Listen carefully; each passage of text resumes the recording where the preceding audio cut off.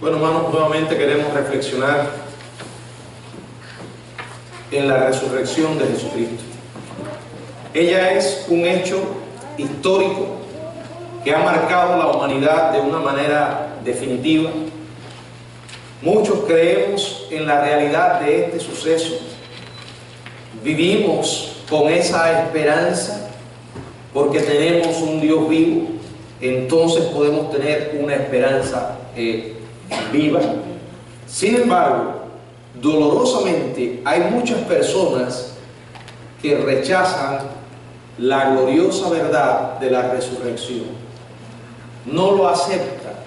Para nosotros es esencial porque, como dije, es la base sobre la que descansa toda nuestra fe en cuanto al Señor Jesucristo.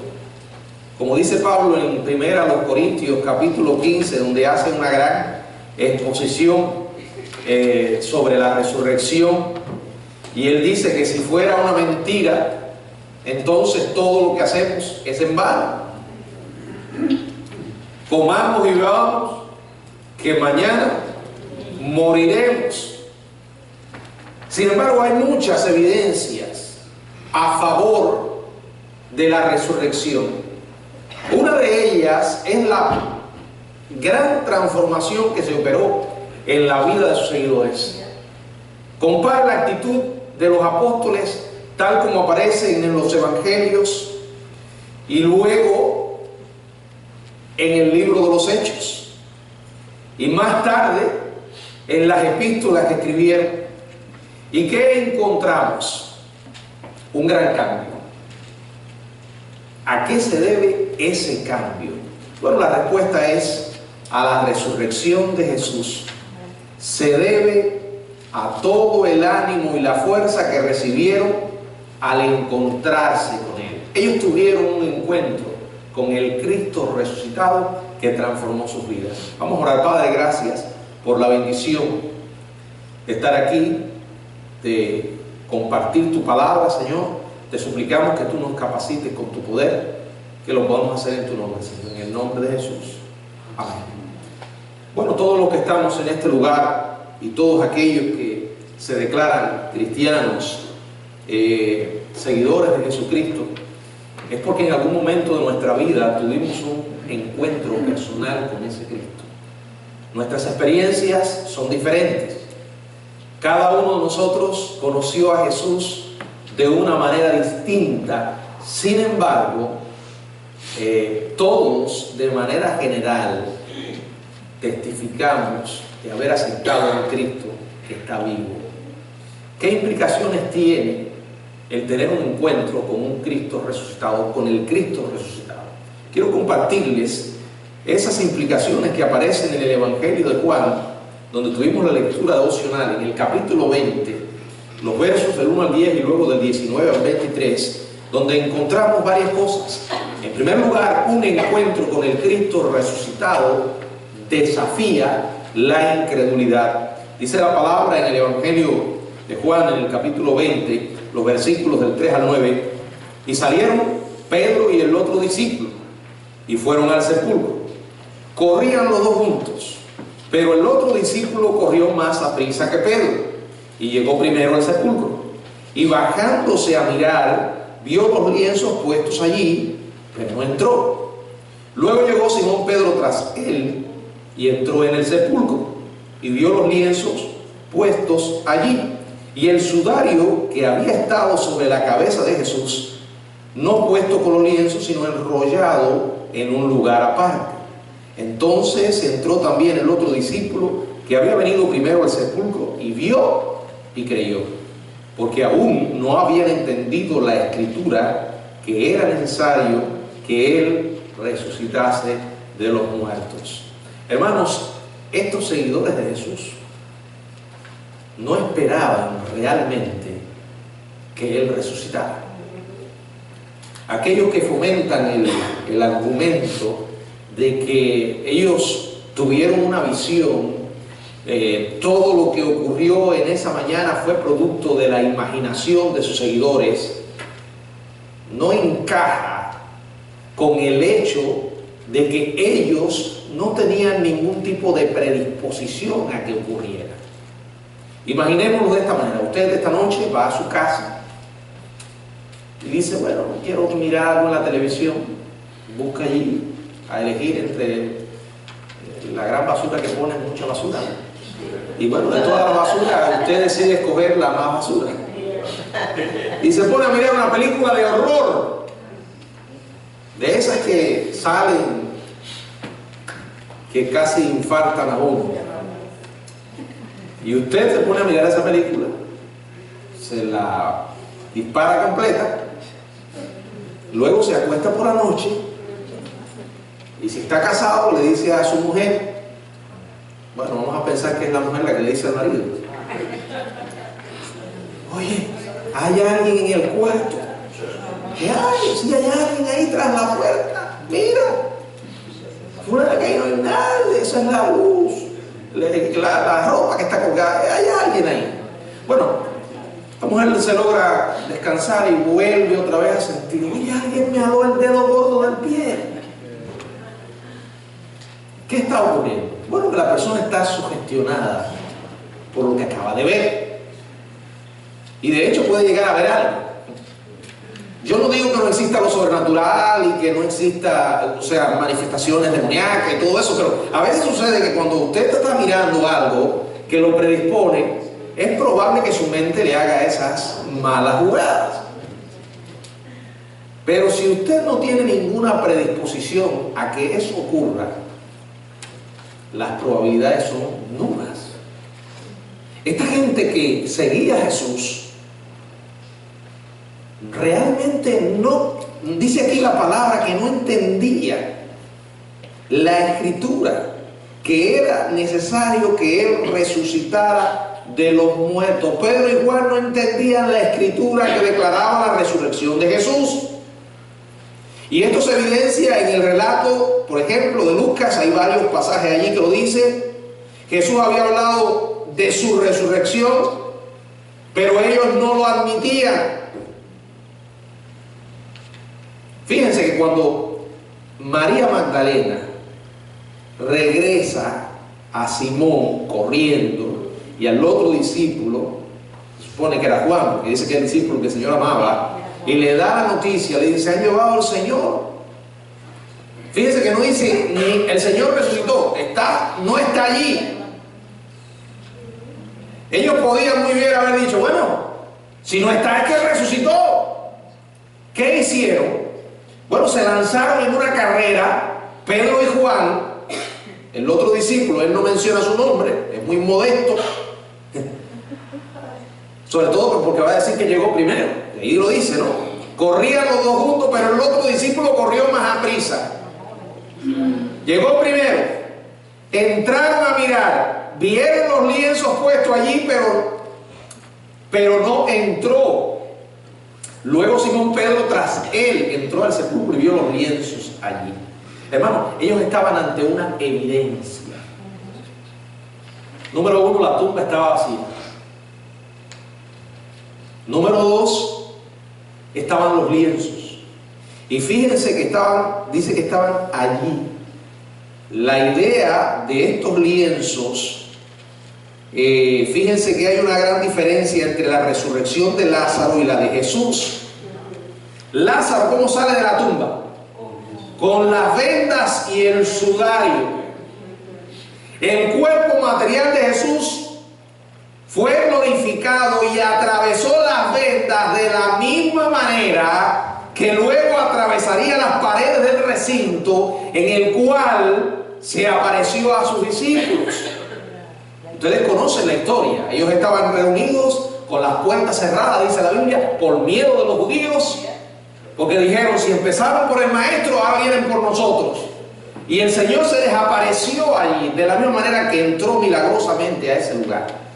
Salió de los lienzos.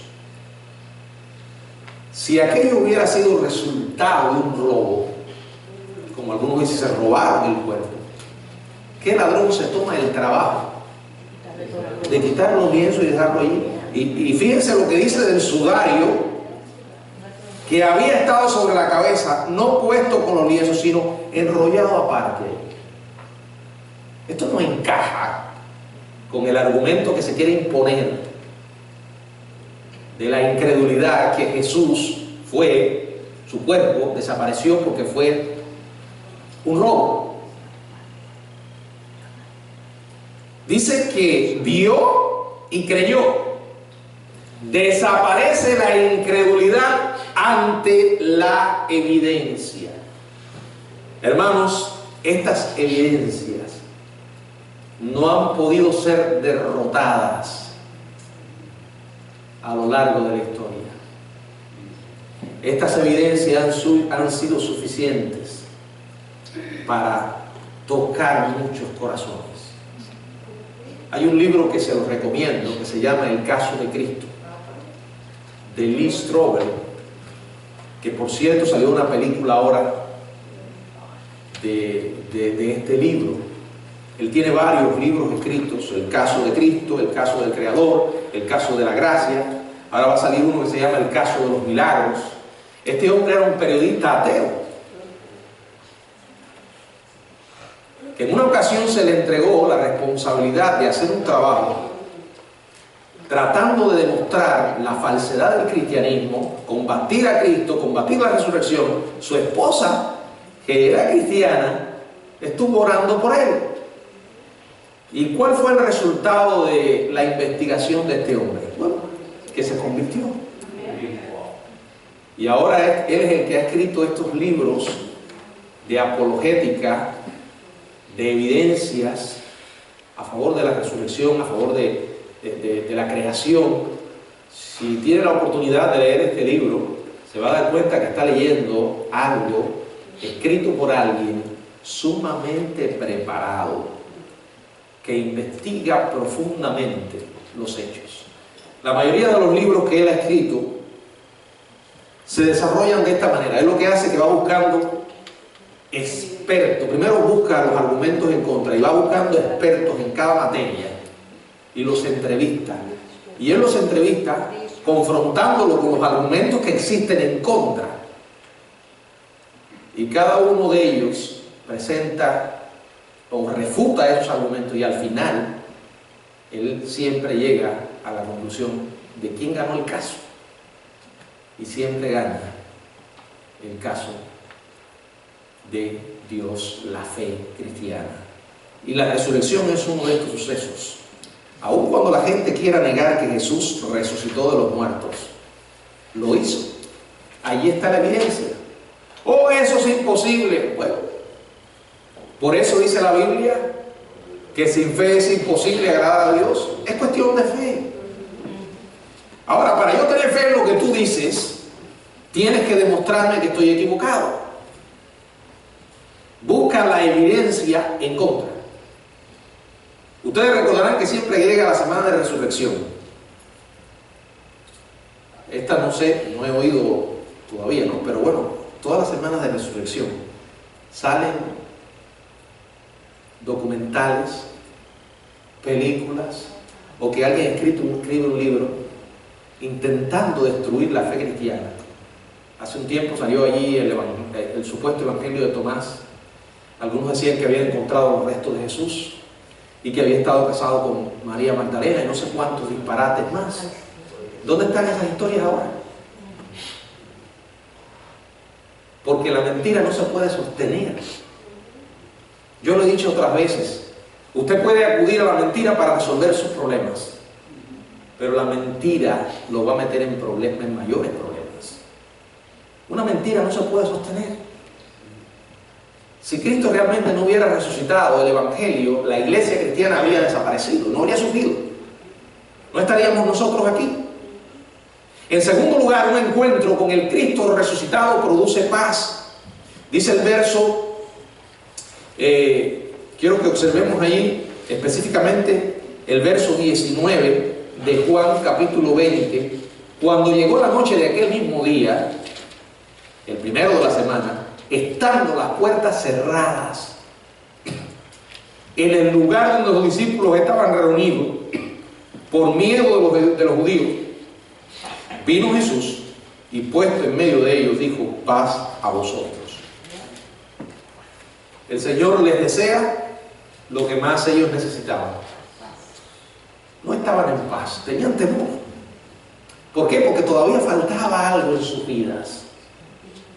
Y era estar 100% convencidos de que el Señor estaba vivo. Y precisamente eso fue lo que Él les concedió. Se les aparece allí y les desea paz. En medio del temor. Tenían temor. La gente hoy vive con mucho temor. Los cristianos a veces sentimos temor. Es humano sentir temor. La cuestión es ¿qué hacemos con él? No podemos dejar que nos paralice, que nos incapacite. No podemos dejar que nos robe el gozo. El Señor vino a este mundo para que nosotros pudiéramos tener paz. Y esa paz solo se puede obtener en primer lugar cuando estamos en paz con Dios. Dice la Biblia, justificados pues por la fe tenemos paz para con Dios. Cuando nuestros pecados han sido perdonados y tenemos una relación con Dios, es porque somos justificados y dice que tenemos paz con Dios. Y cuando tenemos la paz con Dios, tenemos la paz de Dios. Y al tener la paz de Dios podemos estar en paz con otros. Y ahí fue el mensaje: paz a vosotros. Esta paz y seguridad se arraigó tanto en ellos que estaban al borde de la muerte y se les intimidó, se trató de intimidar para que no predicaran más. Y yo no sé si ustedes recuerdan lo que dijo Pedro en Hechos 5:29. Es necesario obedecer a Dios antes que a los hombres. En otra oportunidad Pedro es arrestado. Estaba cometiendo el gran delito de predicar el evangelio. Ese era el delito. Su pecado a los ojos de los religiosos era ser fiel a Dios. En una ocasión es arrestado. Dice la Biblia que lo sujetan con cadenas. Dice la Biblia que la iglesia estaba orando por él. ¿Y Pedro qué estaba haciendo? ¿Se acuerdan? Estaba en la cárcel, pero estaba haciendo algo en la cárcel. No era cantando. No era cantando. ¿Alguien se acuerda de lo que estaba haciendo Pedro en la cárcel? ¿No se acuerdan? Pedro estaba durmiendo. Y estaba durmiendo, vaya, bien. Había predicado, lo habían arrestado, Pedro estaba en la cárcel, dice que estaba tan profundamente dormido que vino un ángel y tuvo que despertarlo. Y le dijo: Pedro, vamos, que tienes que proclamar el evangelio. Dice que se le cayeron las cadenas y la cárcel se abrió y Pedro fue sacado fuera. Luego se fue a donde estaban los discípulos reunidos y allí estaban orando. Y cuando Pedro toca la puerta, le sale una mujer llamada Rode y le dice a los discípulos: ahí está Pedro. ¿Cómo va a ser posible? Sí está Pedro ahí. Ahora, lo extraordinario es que Pedro estaba durmiendo. Esto me hace recordar cuando iban en la barca y se formó aquella tormenta. ¿Quién es el que estaba durmiendo en la barca? El Señor. Porque Él tenía control de todo. Ahora encontramos a un Pedro que puede descansar en medio de una situación difícil que al día siguiente podía traerle la muerte. ¿Y cómo es posible que él estuviera durmiendo tan tranquilo? Porque tenía paz. La paz que Dios da no viene de ver un psiquiatra, un psicólogo, de tomar medicamentos. La verdadera paz viene de una relación con Dios. Y la gente hoy en día no quiere tener esa relación con Dios. ¿Y entonces qué hace? Intenta encontrar esa paz de muchas maneras, pero todas son equivocadas.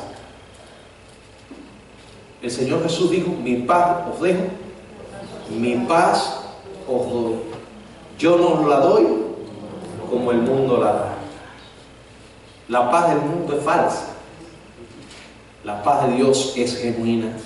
Un encuentro con el Cristo resucitado despierta gozo, dice el verso 20. Y cuando les hubo dicho esto, les mostró las manos y el costado. Y los discípulos se regocijaron viendo al Señor. Se llenaron de gozo.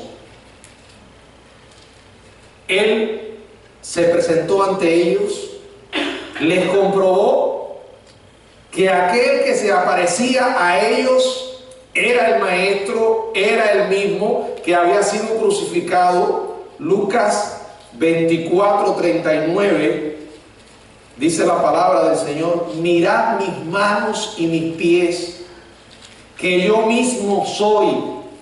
Palpad y ver, porque un espíritu no tiene carne ni hueso como veis que yo tengo. Más específico no podía ser el Señor.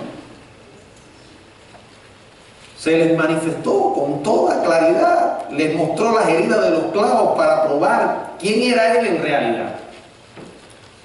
Ahora, ¿por qué les dio tanta evidencia? Porque ellos me necesitaban. Ellos se lanzarían al mundo con un mensaje que Él les había entregado y tenían que hacerlo contra toda adversidad, contra todo rechazo, contra toda incredulidad. Les podía costar la vida. Él no nos estaba mandando a dar un paseo. Él los estaba mandando en una misión que les podía costar la vida. Y ellos necesitaban estar seguros de lo que estaban proclamando. Usted no puede hablar una cosa con autoridad si usted no la cree. Nosotros no podemos hablarle con firmeza a alguien si no estamos convencidos de eso. Para usted hablar del Evangelio, necesita haber creído.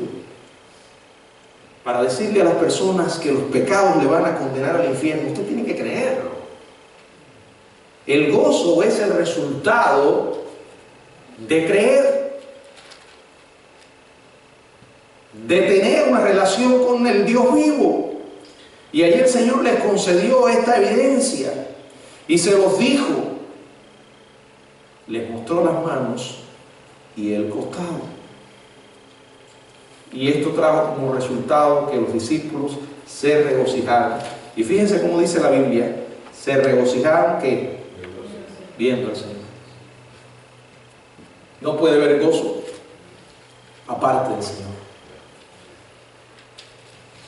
El gozo es aquel que nos permite, en medio de nuestras lágrimas, ver al Señor. El gozo es aquel que nos permite, en medio de nuestro dolor, por intenso que sea, ver al Señor. Este gozo lo experimentaron los apóstoles incluso en el sufrimiento. En el libro de los Hechos, en el capítulo 5, versos 40 y 41, dice la palabra de Dios: y convinieron con él, y llamando a los apóstoles después de azotarlos, les intimaron que no hablasen en el nombre de Jesús, y los pusieron en libertad. Y ellos salieron de la presencia del concilio. ¿Cómo? Dice la palabra que salieron gozosos. Gozosos de haber sido tenidos por dignos de padecer afrenta por causa del nombre. Vaya, es increíble. Pero aquí está. Ellos estaban gozosos. ¿Y qué era lo que les había ocurrido antes? Les dieron unas palmaditas en la espalda y dijeron: por favor, no prediquen más. Les tocaron las cabecitas ahí. Dice la Biblia que los azotaron. Los apóstoles fueron flagelados, y flagelados de una manera injusta. Esto no es algo que se digiere con facilidad. Ya lo he dicho.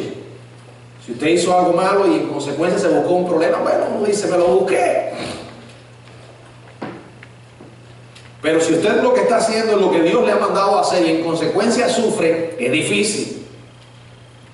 Quizás le dieron 39 azotes para no exceder el límite legal de 40 que estaba fijado por el Antiguo Testamento. Oye, uno solo se las trae. Imagínense 39 latigazos. Si a usted le dan 5,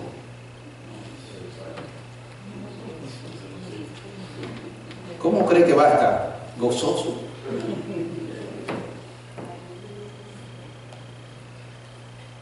De la única manera que podemos explicar esto es la presencia sobrenatural del Jesús resucitado con ellos. De la única forma que podemos explicar esto era el poder del Dios vivo con ellos. Ellos estaban llenos del Espíritu Santo. Ellos estaban repletos del Señor. Por eso dice la palabra que salieron gozosos de sufrir por causa de ¿quién? Del nombre. Y los pararon. No, dice el 42.